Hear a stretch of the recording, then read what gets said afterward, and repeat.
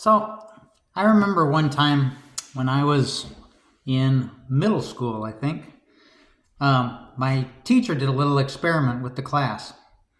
She said, all right, I want everybody, and you can do this too if you want. She says, I want everybody to take their index finger and their thumb and put it together like this, like you're doing the okay sign, right? And then I want you to put the tip of your index finger and your thumb on your chin like this. All right, everybody got it? And only one person in the class actually did what she said, putting the thumb and the index finger on the chin. Everybody else in the class did what she did, which was she put her fingers on the side of her face like this. And she was giving that example, to teach the class that actions speak louder than words. That you will forget what people say, but you will defer to what people do.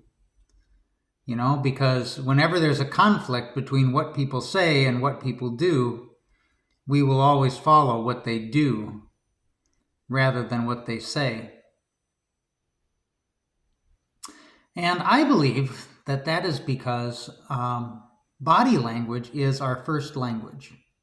We often forget that. We take it for granted, but we learned body language, which is actually a pretty complex skill. We take it for granted like we take our first language for granted, but learning body language is there's thousands at least of different ways the muscles in the face can be contorted to create an expression.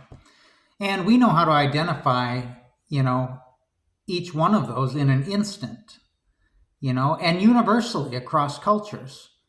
It doesn't matter what culture we're from. We can recognize a surprised face. We can recognize a sad face. Body language is our first language, and we take it for granted. And so whenever there's something that produces some dissonance, when there's two things that don't make sense, when somebody's words don't match their actions,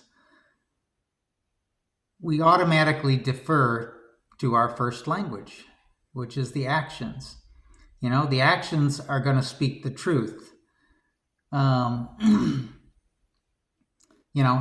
if somebody is saying one thing, I'm happy, but they're not showing it, we're going to believe what they show, not what they say. And Jesus knows this.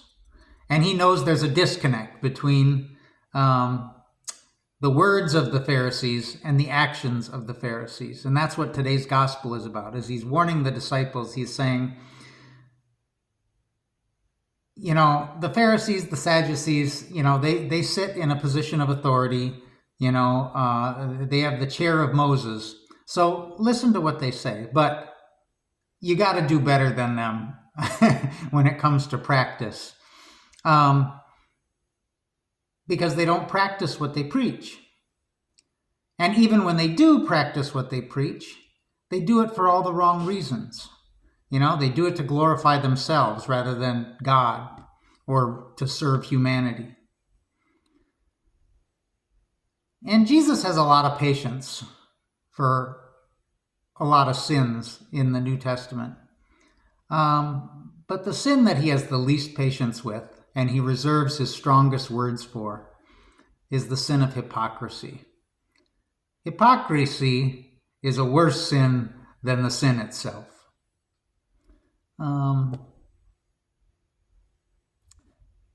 We can all think of examples, right? We can think of hypocrisy in the church, hypocrisy at work, hypocrisy in our own lives. Thank God there's no hypocrisy in politics, Just today, an example came to mind, something where I work. There's there's a caste system, where I work, and a lot of places like where I work, where there's hourly employees and there's the salary employees. And oftentimes the salary employees think the hourly employees don't work. The hourly employees do the hardest jobs. You know, they don't have cushy offices. They have to punch in and out for everything, for lunch, for breaks. They don't get to take the afternoon off because they have a dentist appointment. They don't get to come in late because they have to take their kid to school. You know, hourly employees don't get the grace that salary employees do. And so it's really rich when the salary employees say, you know what, people today just don't want to work, when they're referring to, you know, hourly employees. You know, and then you add to that there's a layer of, you know, racism to it. You know, like the hourly employees are disproportionately people of color. The salaried employees are disproportionately white people. So the hypocrisy is everywhere, right?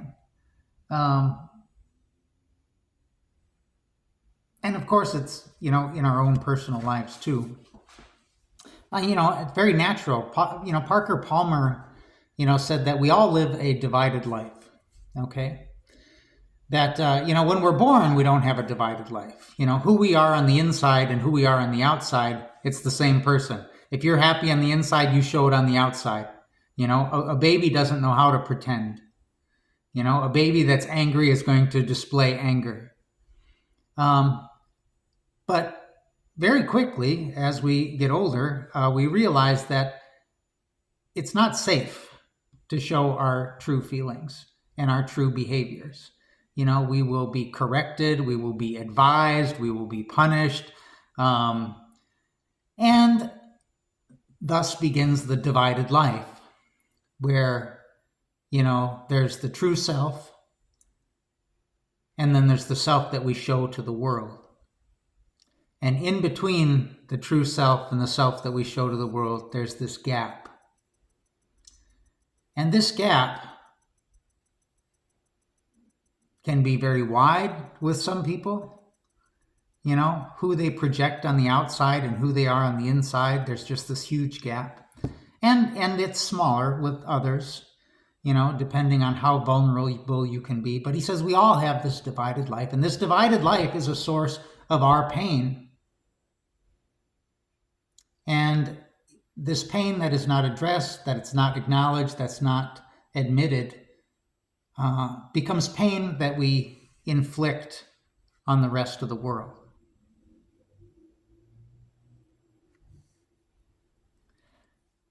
I came across an interesting quote today by Henry Nouwen. He was talking about the cure for hypocrisy. And he says, the cure for hypocrisy is community. Because the problem isn't that my words don't match my actions. The problem is that I have trouble admitting how hard it is to have my actions live up to my words. And when you live in community, that people point that out. You know, people keep you honest. And so the more connected you are, the more in relationship you are with other people, the more vulnerable you are, the less inclined you are to be a hypocrite.